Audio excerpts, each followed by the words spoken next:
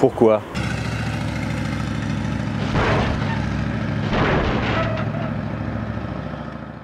Bon, salut à tous et bienvenue là. Petite mésaventure qui nous est arrivée, j'ai trouvé cette voiture à vendre vraiment pas cher et vraiment à côté du terrain où j'ai retapé la Tonus, la première du nom. Donc je me suis dit pourquoi pas l'acheter. Et ben dans quelle merde je me suis pas fourré.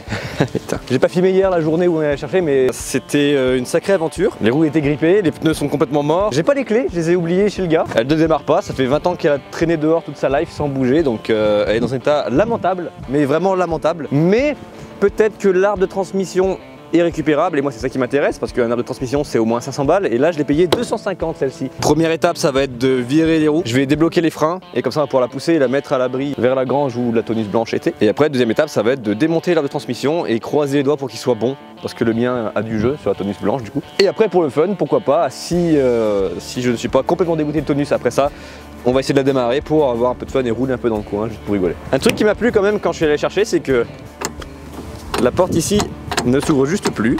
Donc pour rentrer dedans, c'est en mode shérif fais-moi peur. C'est quand même moins pratique hein, parce que la Dodge Charger, il n'y a pas de montant ici, donc tu as plus de place pour rentrer. Là une Tonus, c'est pas ce qu'il y a de plus pratique. Ah et voilà. Ce qui est bien, c'est qu'il y a quand même des pare-soleil, il y a quand même quelques petites conneries à droite à gauche que je peux récupérer. Il y a aussi les poignées de lèvres vitres, parce qu'il en manque une sur ma Tonus, donc c'est nickel, là j'ai les 4. Maintenant je vais essayer de sortir. J'ai arraché la moitié de ma veste.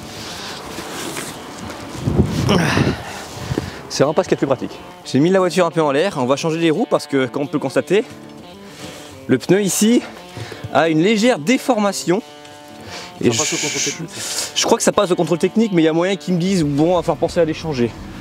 Parce que sinon, à part ça, dans l'ensemble, il est encore bon. Hein. Si tu regardes là, les crampons, ils sont encore bons. Mais non, le truc marrant, c'est est-ce qu'on va réussir à l'enlever?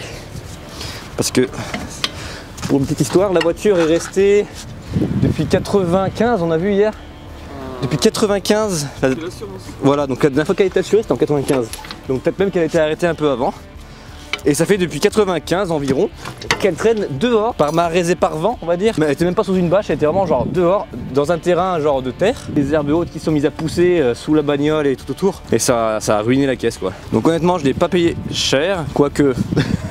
Dans l'état qu'elle est, il n'y a pas grand chose de récupérable réellement dessus malheureusement pour elle. Par contre putain le disque, là aussi le disque c'est mort. Il est tellement rouillé, je pense que là le mieux c'est d'en acheter un neuf. Tu te fais moins chier, tu achètes les deux neufs, les roulements au passage, étrier neuf. Et étrier neuf ça se trouve sur Oscaro, j'en avais acheté pour ma Tonus. Les durites vont être à changer forcément. En vrai elle est même pas si dégommée que ça. Mais c'est juste que les peu d'endroits où la rouille a fait son œuvre, et ben elle l'a fait correctement quoi. Il y a de ces cratères, là je vois le jour à travers l'aile avant.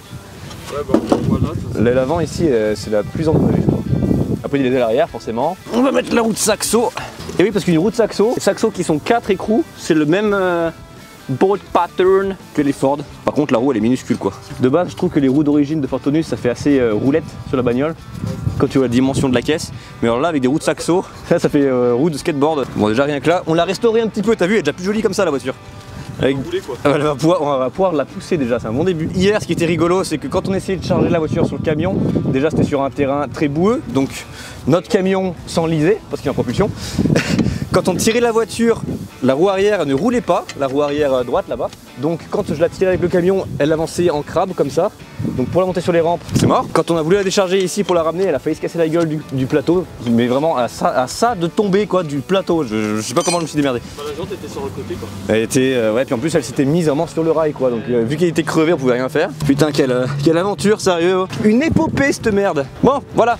Rien que là déjà elle a une gueule un peu plus sauvable on dirait, à l'image en tout cas.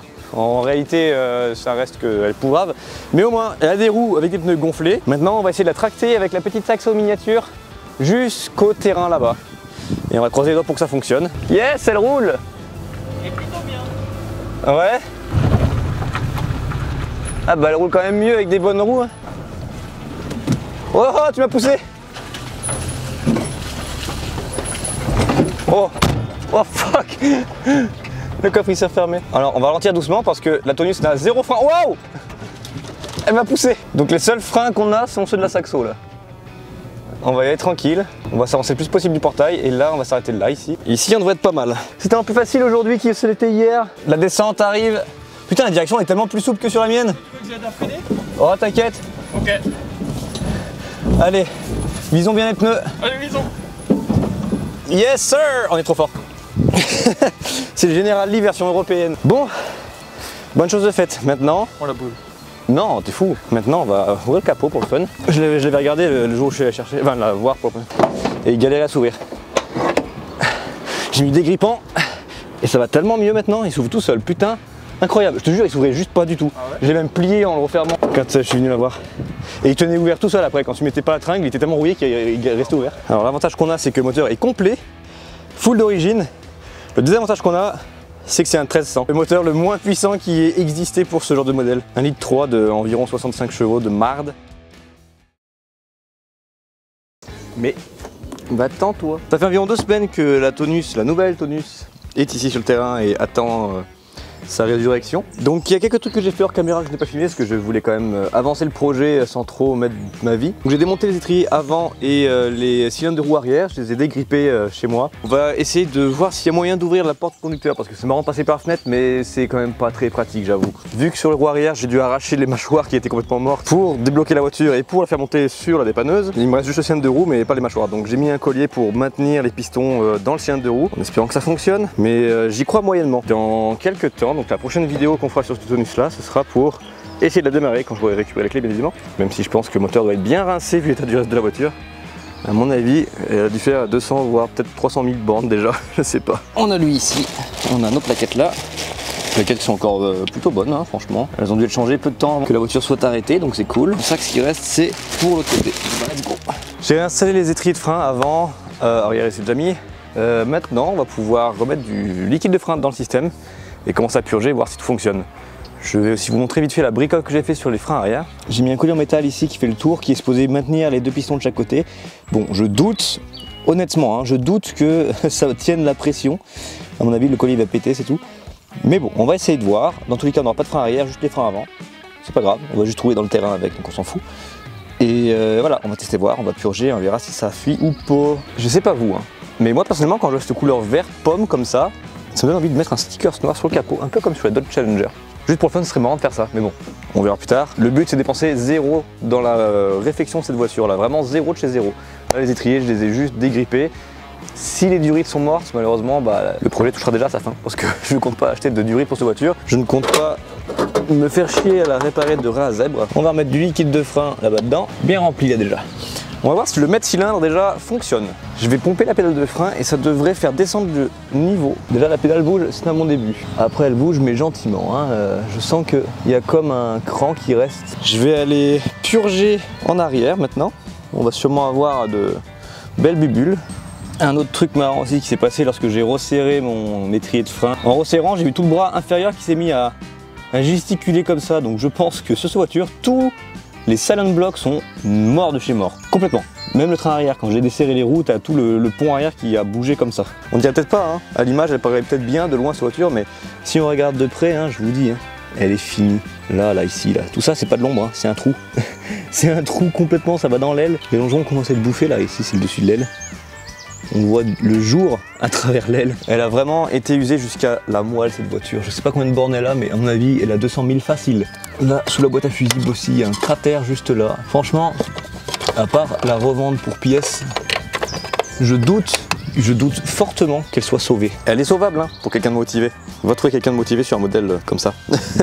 C'est pas ce qu'il y a de plus coté malheureusement. Donc elle ferait une bonne donneuse de pièces pour le peu de pièces qui restent en bon état dessus malheureusement. On a essayé de purger les freins, ça ne fonctionne pas. Alors je pense que le mètre cylindre est foutu, ça ne m'étonnerait pas. Il n'y a absolument rien qui coule. Le niveau du système de frein ne descend absolument pas. Par contre la voiture, elle se balance, tout va bien. Ok, on n'aura pas de freinage.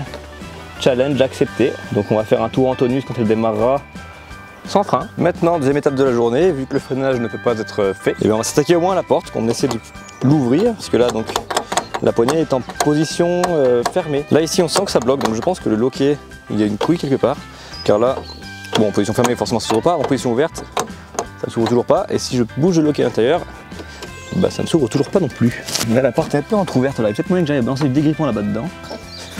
On va en foutre là-bas dedans. C'est du sport. Oh. Oh, ça bouge. Bon, plan B. On va passer par l'intérieur. J'ai réussi à malheureusement un peu défoncer le panneau de porte, mais à le bouger suffisamment pour atteindre là-bas derrière dans la porte le système de loquet. On va voir si en bougeant les tringles j'arrive à faire quelque chose. On va balancer des grippons aussi là-bas dedans, ça fera du bien. Et j'ai remarqué un truc marrant, j'ai pas de levée de vitesse. Mais il y a un tracteur là-bas. Oh non, le filetage est trop grand. Sad. Tadam! Bon, j'ai pas filmé parce que malheureusement j'étais occupé à jouer avec le dégrippant. J'ai réussi à atteindre ici le loquet et avec l'aide d'un tournevis pour faire levier, ça finit par ouvrir. Bon, j'ai mis full de dégrippant. Je vais en remettre d'ailleurs un peu. La porte maintenant elle ouvre, donc au moins on n'a pas réussi à faire le freinage aujourd'hui, mais on a réussi à sauver la porte. C'est donc bon début. Prochaine étape, ce sera démarrer le moteur. C'est tout pour la vidéo d'aujourd'hui, donc découverte et commençage de bricolage sur la tonus verte, que je vais surnommer Apple. Le but c'est juste de la faire démarrer pour le fun, mais honnêtement dans l'état calé, elle sera surtout à vendre pour pièces. Donc si jamais quelqu'un est intéressé par une TC2 pour pièces, dans un état pitoyable, bah voilà. Sur ce, je vous dis à dans 2 semaines pour une prochaine vidéo, et peut-être à bientôt sur Twitch, et voilà. Tchuss!